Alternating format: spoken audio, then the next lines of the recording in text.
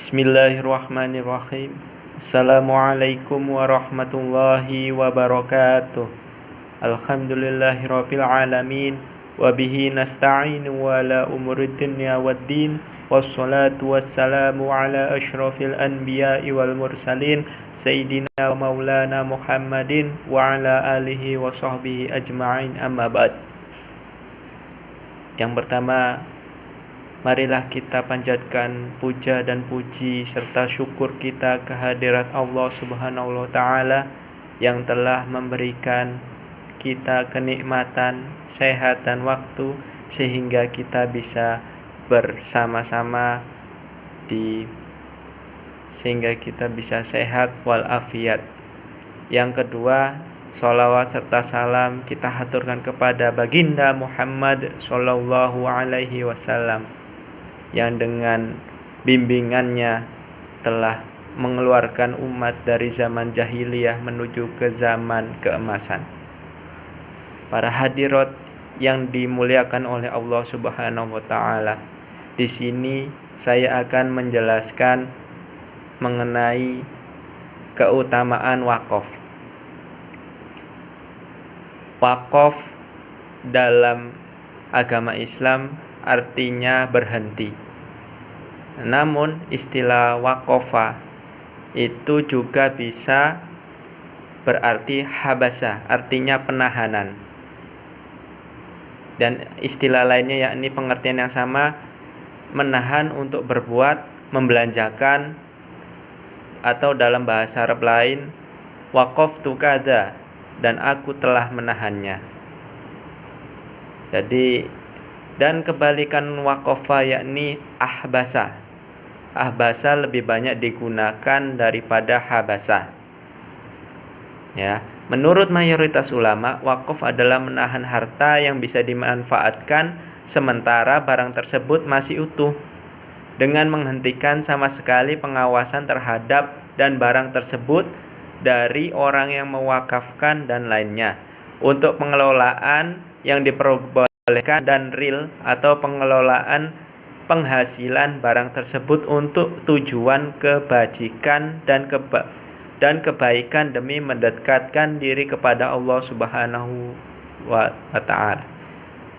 Menurut pengertian kita sendiri, wakaf ini adalah menyedekahkan sebagian harta kita ke jalan Allah Subhanahu wa Ta'ala dan dikelola oleh profesional, sehingga hasil dari harta yang kita wakafkan tersebut bisa digunakan untuk kemaslahatan umat.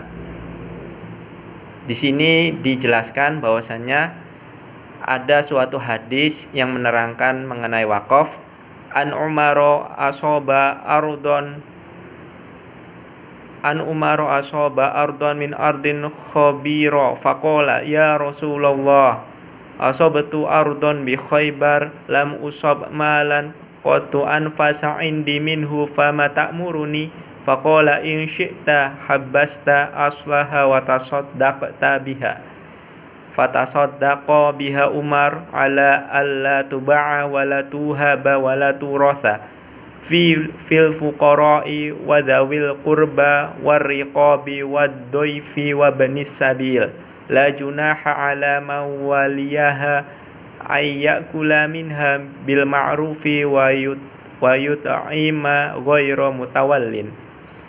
Diriwayatkan bahwasannya Umar mendapatkan tanah di Khaybar, kemudian dia bertanya, "Wahai Rasulullah, aku mendapatkan tanah di Khaybar. Aku belum pernah sama sekali mendapatkan harta sebaik ini.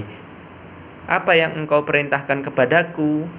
Ya Rasulullah, Rasulullah Shallallahu Alaihi Wasallam bersabda, jika kau ingin, kau bisa menahan atau mewakafkan tanah itu dan menyedekahkan hasil tanah itu.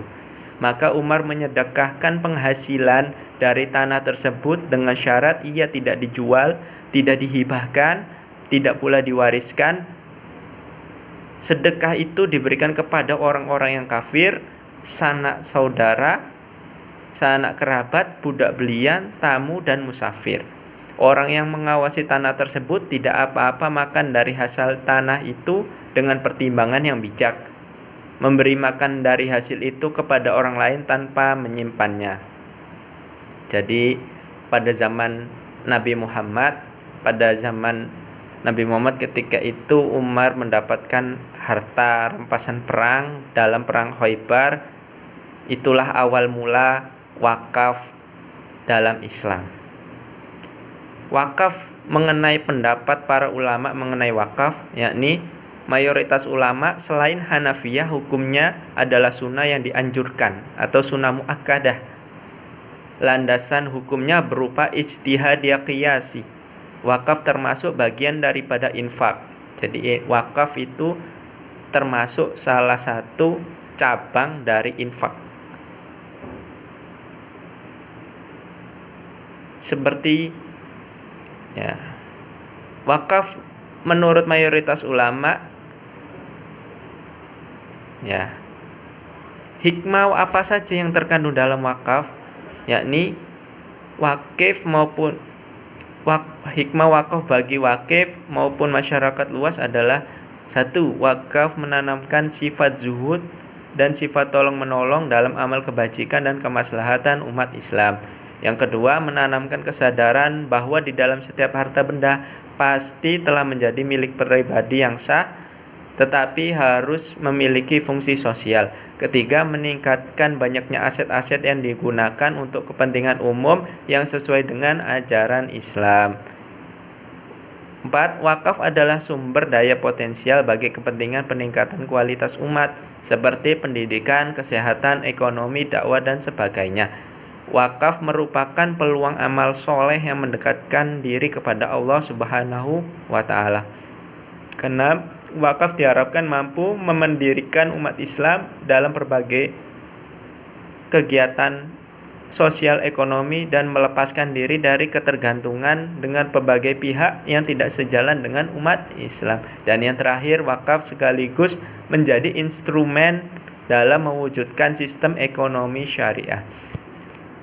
Sangat banyak hikmah yang terkandung dalam wakaf, dan sejatinya wakaf itu adalah sedekah jariyah bagi orang yang mewakafkan hartanya, dan kelak pahalanya akan selalu mengalir kepada orang yang mewakafkan hartanya walaupun dia sudah meninggal dunia, selama harta wakaf tersebut dimanfaatkan. Di sini adalah banyak sekali hikmah yang tercantum dalam keutamaan wakaf. Mungkin ini saja dari saya. Kurang lebihnya mohon maaf. Ihdinas siratal mustaqim. Assalamualaikum warahmatullahi wabarakatuh.